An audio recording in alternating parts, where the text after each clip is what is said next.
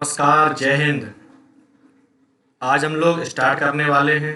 जैसा कि मैंने आपसे आज दिन में 12 बजे आके बोला था कि अब हम लोग आयु वाला एक नया चैप्टर पढ़ने वाले हैं।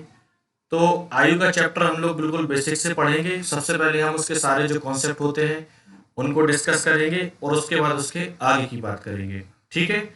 और मैं आपको बता दूं कि ये स्लाइड जो आप देख रहे हैं, आपको ये समझ में आना चाहिए कि हम किस किस एग्ज़ाम की तैयारी कर रहे हैं या किस एग्ज़ाम को मैं पढ़ाने वाला हूँ।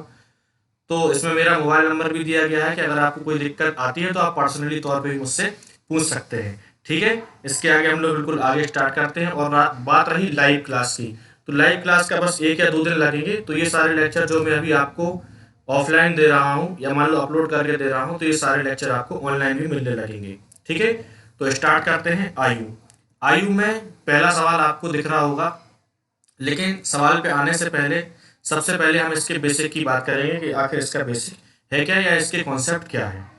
तो हम क्या पढ़ रहे हैं, चैप्टर का नाम है आयु। आयु इस चैप्टर को इंग्लिश में कहते हैं एज। क्या कहते हैं? एज। देखिए, इसमें सिर्फ 2 कॉन्सेप्ट हैं। कितने हैं? 2 कॉन्सेप्ट है। 2 कॉन्सेप्ट को अगर आप समझ जाते हैं तो पूरी आयु में ऐसा एक भी सवाल नहीं आएगा जो आपसे ना बने। तो फर्स्ट कॉन्सेप्ट की बात करते हैं, कॉन्सेप्ट नंबर 1। ठीक है। राइटिंग पे थोड़ा कम ध्यान दीजिए, बाकी सारी चीजें मैं एडजस्ट करूंगा धीरे धीरे। कॉन्सेप्ट नंबर 1 अगर हम पढ़ेंगे तो इसमें हमको ये पता होना चाहिए कि 2 बातें होती हैं। या तो होता है पूर्व। पूर्व को क्या कहते हैं? या तो पूर्व या पहले। और दूसरी बात होती है पश्चात या बाद में। मैं बिल्कुल बेसिक सी बता रहा हूं, कहीं दिक्कत नहीं आने वाली। पूर्व या पहले, पश्चात या बाद में। जैसे कहता है ना, 5 वर्ष पूर्व या 5 वर्ष पहले, 5 वर्ष पश्चात या 5 वर्ष बाद में। पूर्व मतलब पहले, पश्चात मतलब बाद में। तो आपको एक बात याद रखनी है, इन दोनों की जो हम तुलना करेंगे वो किससे करेंगे? तो हमेशा किससे करेंगे? वर्तमान से। किससे? वर्तमान से। इससे हमको हमेशा तुलना करनी है। अब आपको मैं कुछ उदाहरण लेके बताता हूं इस बात को। जैसे मैं अगर आपसे कहूं कि किसी की आज या वर्तमान में उम्र कितनी है? 10 है। कितनी है? 10 वर्ष। अगर वर्तमान उम्र है और मैं आपसे बोलूं 5 वर्ष पूर्व या पहले कितनी थी, तो आप बोलोगे 5 वर्ष पहले 5 होगी। और मैं आपसे पूछूं 5 वर्ष पश्चात कितनी होगी, तो आप बोलोगे 5 वर्ष पश्चात 15 होगी। बोलो, यहां तक बात समझ में आई कि अगर 10 वर्ष किसी की आज उम्र है तो 5 वर्ष पूर्व 5 होगी और 5 वर्ष पश्चात 15 होगी। लेकिन अगर मैं कहूं किसी की उम्र 5 वर्ष पूर्व 20 थी। कितनी थी? 20। मैंने कहा कि 5 वर्ष पूर्व कोई व्यक्ति 20 वर्ष का था और आपसे पूछ रहा है कि 5 वर्ष पश्चात कितने का होगा। और क्वेश्चन आ गया कि 5 वर्ष पश्चात कितने का होगा। आप मुझे एक बात बताइए कि 5 वर्ष पूर्व तो 20 का है, 5 वर्ष पूर्व कितने का है? 20 का है। और हमसे पूछ रहा है कि 5 वर्ष पश्चात कितने का होगा। तो मैंने आपको बताया कि 5 वर्ष पश्चात अगर आपको निकालना है तो सबसे पहले आपको यह पता होना चाहिए कि वो वर्तमान में कितने का होगा, क्योंकि दोनों की तुलना किससे करनी है? हमको वर्तमान से करनी है। बोलो, करनी है कि नहीं करनी है? तो 5 वर्ष पूर्व अगर कोई व्यक्ति 20 वर्ष का है या 5 साल पहले 20 वर्ष का है, तो आप बताओ कि इस व्यक्ति की वर्तमान उम्र कितनी होगी। तो आप बोलोगे कि अगर 5 साल पहले 20 का है तो वर्तमान उम्र हो जाएगी उसकी 25 वर्ष। बोलो, होगी कि नहीं होगी? और हमसे पूछ रहा है 5 वर्ष पश्चात, तो आप बताओ 5 वर्ष पश्चात कितनी हो जाएगी? 30 वर्ष। बोलो, ये बात क्लियर है कि अगर 5 वर्ष पूर्व पहले कोई व्यक्ति 20 वर्ष का था तो 5 वर्ष पश्चात कितने का होगा? 30 का होगा। लेकिन अगर आपसे कोई व्यक्ति कहे कि मान लो अगर कोई व्यक्ति 5 वर्ष पश्चात, 5 वर्ष पश्चात अगर मान लीजिए 40 साल का है। कितने साल का है?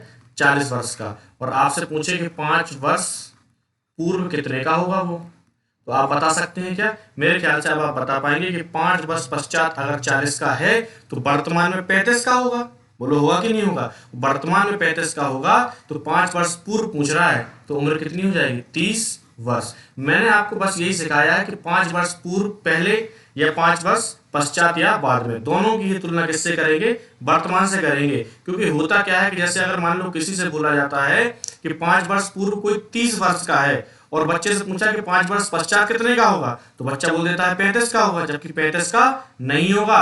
अगर 5 वर्ष पूर्व वो 30 का है तो 5 वर्ष पश्चात, तो पहले हम बोलेंगे 5 वर्ष पूर्व अगर 30 का था तो वर्तमान में 35 का होगा, और 5 वर्ष पश्चात पूछा गया है तो हमेशा इसका आंसर क्या होगा, 40 होगा, क्योंकि दोनों की ही तुलना किससे करनी है, वर्तमान से। तो सबसे पहले हमें वर्तमान उम्र उसकी निकाल लेनी है, और पूर्व पूछा है तो उतना हम घटा देंगे, और पश्चात पूछा है तो उतना आगे बढ़ा देंगे। मेरे ख्याल से ये कॉन्सेप्ट आपको समझ में आ गया होगा। तो जिन बच्चों को इसका स्क्रीनशॉट अगर वगैरह लेना हो तो स्क्रीनशॉट ले सकते हैं, या नोट्स बना रहे हैं तो साथ साथ में लिख सकते हैं। मैं इसके आगे की बात आपको बताता हूं, जिसको बोलते हैं कॉन्सेप्ट नंबर 2। ठीक है, तो ये मैंने मिटा दिया जो लिखा था, और अब हम डिस्कस करने वाले हैं कॉन्सेप्ट नंबर 2। दूसरा कॉन्सेप्ट, मैंने आपको बोला है कि इस पूरे टॉपिक में सिर्फ 2 ही कॉन्सेप्ट है, पहला और दूसरा। तो दूसरे कॉन्सेप्ट को डिस्कस हम करेंगे। मैं आपको बता दूं, दूसरे कॉन्सेप्ट में भी ज्यादा कोई दिमाग नहीं लगाना है। जैसे मान लो 2 भाई हैं, राम और श्याम। अच्छा लगता है ये नाम लिखना, राम और श्याम, 2 भाई हैं। मैंने कहा एक की उम्र 20 वर्ष है और दूसरे की 25 वर्ष है, ऐसा मैंने मान लिया। एक की उम्र कितनी है, 20, और दूसरे की 25। तो मैं अगर आपसे पूछूं कि यहाँ पे इन दोनों के बीच का अंतर कितना है, तो आप बोलोगे 5 वर्ष होगा सर। बोलो होगा कि नहीं होगा। लेकिन अगर मैं पूछूं कि 10 साल बाद राम कितने का होगा, 10 वर्ष बाद, तो आप बोलोगे 10 वर्ष बाद तो ये 30 का हो जाएगा। तो श्याम कितने का होगा, क्योंकि अगर राम 10 वर्ष बाद 30 का होगा तो श्याम भी तो 10 वर्ष बाद बढ़ेगा कि नहीं बढ़ेगा। तो 10 वर्ष बाद श्याम कितने का हो जाएगा, 35 का। और अब अगर मैं आपसे पूछूं कि इन दोनों के बीच का अंतर कितना है, तो आप बोलोगे ये तो अभी भी 5 वर्ष है। तो ये भी एक कॉन्सेप्ट है। इससे आपको ये समझ में आना चाहिए कि अगर किन्हीं 2 व्यक्तियों के बीच की आयु का अंतर अगर पहले 5 वर्ष था तो बाद में भी कितना आएगा, 5 वर्ष ही आएगा। सीधी सी बात है कि अगर आप और आपके बड़े भाई या छोटे भाई की आयु में अगर आज मान लीजिए 3 साल का अंतर है, तो आप कितने साल बाद चले जाएं, जैसे मैं कहूँ 20 साल बाद कितने का अंतर होगा, तब भी 3 साल का ही होगा। मैं कहूँ 4 साल पहले कितने का अंतर रहा होगा, तब भी 3 साल का ही अंतर होगा। मतलब 2 लोगों के बीच की आयु का जो अंतर है वो कभी भी बदलता नहीं है। ठीक है, बस ये दूसरा कॉन्सेप्ट है, और इन दोनों कॉन्सेप्ट के आधार पर हम सारे सवाल खत्म कर देंगे आयु के। और आयु वाला जो सवाल है, आप कोई भी एग्जाम दे देना, एमपी पुलिस का देना, एमपी एसआई का देना, एसएससी जीडी का देना, सीएचएसएल देना, सीजीएल देना, कोई भी एग्जाम देना, आयु से 1 या 2 सवाल आपके एग्जाम में आने ही आने हैं। तो आप पहला क्वेश्चन जो स्क्रीन पर देख रहे होंगे उसमें लिखा है सुमित व प्रकाश की वर्तमान आयु का अनुपात। तो हम बोलते हैं सुमित और प्रकाश। आप बताओ वर्तमान आयु का अनुपात बोल रहा है, तो यहां पे मैंने लिख दिया वर्तमान अनुपात कितना है, 2:3। तो मतलब सुमित और प्रकाश की आयु का अनुपात कितना दिया गया है, 2:3। कौन सा, वर्तमान। आप बताओ कि सुमित की वर्तमान उम्र कितनी है, इस हिसाब से 2, तो प्रकाश की कितनी होगी, आप बोलोगे 3। फिर वो कह रहा है सुमित प्रकाश से 6 साल छोटा है, तो आप बताओ सुमित 2 का है और प्रकाश कितने का है, 3 का है। तो आप बताओ यहां से देख रहे हैं तो कितना छोटा दिख रहा है, तो आप बोलोगे 1 छोटा दिख रहा है। लेकिन साल कितने हैं, तो आप बोलोगे 6 साल छोटा है। तो अगर 1 साल छोटा दिख रहा है, लेकिन 1 साल नहीं है, ये क्या है, 1 यूनिट है भाई, 2:3 है। तो ये कोई फिक्स तो होता नहीं, क्योंकि अनुपात को तो हम वर्ष भी नहीं कह सकते।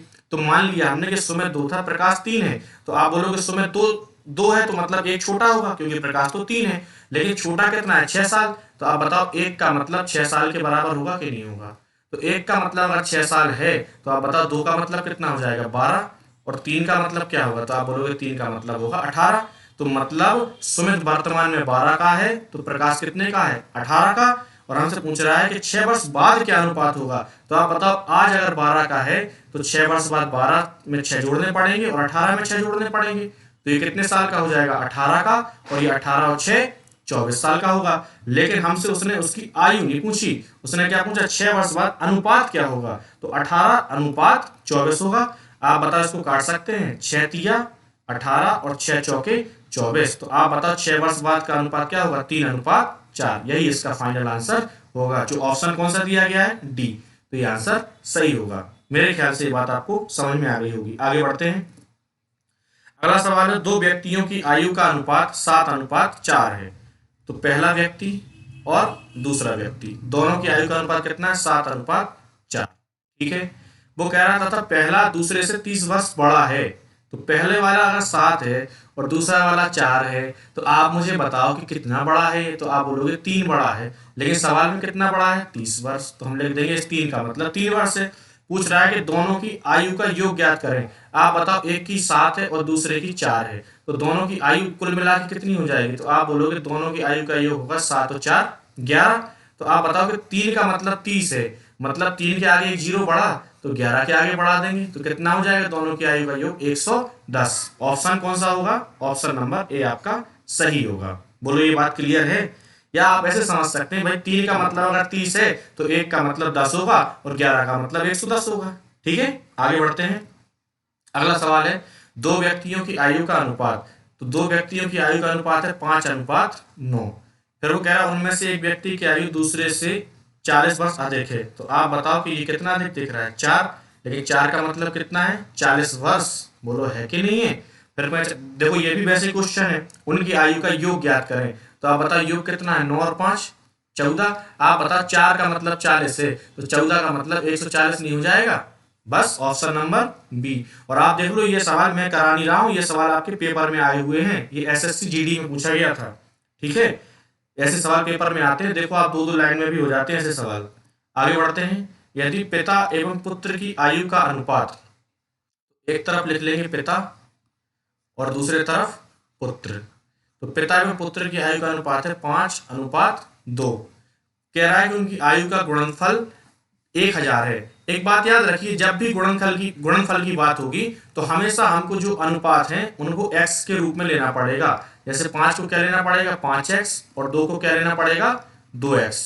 ठीक है, अब आप सोच रहे होंगे कि ऐसा हमने पहले क्यों नहीं किया। तो मैं आपको बता दूं कि पहले हमने इसलिए नहीं किया क्योंकि जब हम x और x को जोड़ते हैं तो बनता है 2x, तो x तो नहीं बढ़ा, लेकिन जब हम गुणा करते हैं तो x गुणे x करेंगे तो क्या हो जाता है? x का वर्ग होता है। तो इसीलिए जब भी गुणा की बात होगी तब हमको हमेशा x के रूप में ही उसके मान लेने हैं। तो आप बताओ कि पिता की उम्र अगर 5x है और पुत्र की उम्र कितनी है? 2x है, तो आप बताओ कि गुणनफल कितना है? 1000। तो हम बोलेंगे 5x गुणे 2x और बराबर कितना लिखेंगे?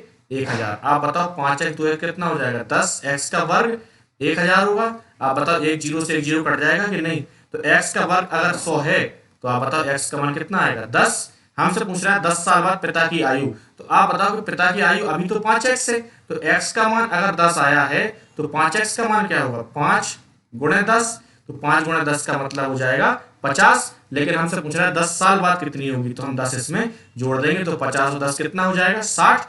आप बताओ 60 किस ऑप्शन में? बी। तो आंसर इसका हो जाएगा बी, मतलब 60 आंसर होगा। ये भी देखो सीएचएसएल में पूछा गया था। आगे बढ़ते हैं। अगला सवाल है, ए तथा बी की आयु का अनुपात 4:3 है। तो हमने ए लिख लिया और बी लिख लिया, तो कितना दिया गया है? 4:3 दिया गया। कह रहा है यदि 6 वर्ष के बाद ए 26 वर्ष का होगा। तो आप बताओ कि 6 वर्ष बाद ए की उम्र कितनी दे रहा है? वो 26 दे रहा है। ठीक है, तो आप बताओ कि 6 वर्ष बाद अगर ए 26 का हुआ, कब? 6 वर्ष पश्चात। तो क्या यहां से हम वर्तमान नहीं बता सकते? तो वर्तमान उम्र कितनी होगी? 6 कम होगी, मतलब 20 होगी। तो आप बताओ कि ए की वर्तमान उम्र कितनी निकाल दी हमने? 20। तो आप बताओ कि ए और बी का अनुपात कितना है? 4:3। इसका मतलब कि ए की अगर वर्तमान उम्र 4 है तो बी की कितनी होनी चाहिए? 3। लेकिन ए की कितनी है? 20। तो इस 4 का मतलब 20 है। बोलो है कि नहीं है? तो 4 20 कब बनेगा? जब 5 से गुणा करेंगे तो 4 पंचे 20 होता है। तो आप बताओ कि बी निकालना है तो 3 गुणे 5, तो 3 5 15 वर्ष बी की आयु होगी। या आप ऐसे भी समझ सकते हैं कि 4 का मतलब 20 है तो 1 का मतलब 5 होगा, और 1 का मतलब 5 है तो 3 का मतलब कितना हो जाएगा? 15। मतलब ऑप्शन नंबर डी इसका सही आंसर होगा। मेरे ख्याल से ये बात आपको समझ में आ गई होगी। अगला सवाल है, यदि 4 वर्ष पहले पी तथा क्यू की आयु का अनुपात। तो सबसे पहले हम लिख लेते हैं 4 वर्ष पूर्व या पहले, एक ही बात है। पी और क्यू की आयु का अनुपात कितना है? पी और, ये क्या हो रहा है पेन को? कोई दिक्कत नहीं, इसको मिटा देते हैं। देखो मिटाने का भी एक तरीका है। ऐसे गए, ऐसे रबड़ ली और ऐसे क्लिक करते जाओगे आप, सब कुछ मिटता चला जाएगा। ठीक है, और फिर ऐसे वापस वहीं जाना है, तो आपको ये करना, आप भी सीखते चलना, हो सकता है आपको आगे पढ़ाना पड़े। तो P और Q। ठीक है, तो 4 वर्ष पूर्व या पहले कितना अनुपात दिया गया है? 5:6। ठीक है, तथा वर्तमान में उनकी आयु का योग कितना है? 52 वर्ष है, तब उनकी वर्तमान आयु का अनुपात ज्ञात करें। ये आपसे पूछ रहा है। देखिए 4 वर्ष पहले का अनुपात दिया है उसने और योग जो दिया है वो वर्तमान का दिया है। तो आप बताओ कि जो वर्तमान योग है दोनों लोगों का, तो वर्तमान योग कितना है? 52 है। बोलो है कि नहीं है? तो मैं कहता हूं अगर वर्तमान योग जो है वो अगर 52 है तो 4 वर्ष पहले का योग क्या होगा? 4 वर्ष पूर्व योग कितना होगा? तो आप मुझे एक बात बताओ कि दो लोगों का योग अगर 52 है तो 4 वर्ष पहले जाएंगे तो एक व्यक्ति पे 4 साल उम्र घटेगी, तो दो व्यक्तियों पे कितनी घट जाएगी? टोटल पे 8 घटेगी। तो आप बताओ कि 4 साल पहले योग क्या रहा होगा? तो 52 में से 8 हमें घटाना पड़ेगा, तो कितना आ जाएगा? 44। तो आप बताओ कि 4 साल पहले दोनों का योग कितना होना चाहिए? 44 होना चाहिए। तो आप बताओ लेकिन योग है कितना? 6 और 5 11। कब? 4 वर्ष पूर्व। लेकिन इसका मतलब कितना दिया गया? 44। तो 11 का मतलब अगर 44 है तो 1 का मतलब 4 होगा, तो 5 का मतलब 20 और 6 का मतलब कितना हो जाएगा? 1 का मतलब 4 है तो 5 का मतलब 20 और 6 का मतलब 24। ये कब है? 4 साल पहले। तो आप बताओ 4 साल पहले ये है तो वर्तमान में 4 बढ़ाने पड़ेंगे, तो ये 24 हो जाएगा और इसमें आप 4 बढ़ाएंगे तो कितना हो जाएगा? 28। लेकिन हमसे पूछ रहा है कि वर्तमान अनुपात बताओ, तो अनुपात के लिए अनुपात का चिन्ह लगाएंगे, इसको सॉल्व करेंगे तो 6 चौको 24, नहीं 6 से नहीं कटेगा, ये कटेगा किससे? 4 से। 4 छंग 24 और 4 सत्ते 28, मतलब अनुपात क्या होगा? 6:7। यही इसका फाइनल आंसर होगा। 6:7 किस में है? बी ऑप्शन में। ये देखिए एसएससी सीपीओ में पूछा गया था।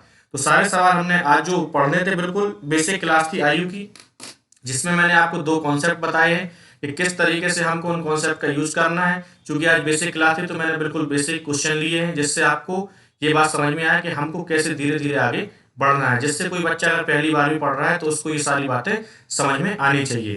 ठीक है, तो बाकी सभी लोग इतना पढ़ के आए, अपना ख्याल रखें और हमेशा खुश रहें। जय हिंद साथियों।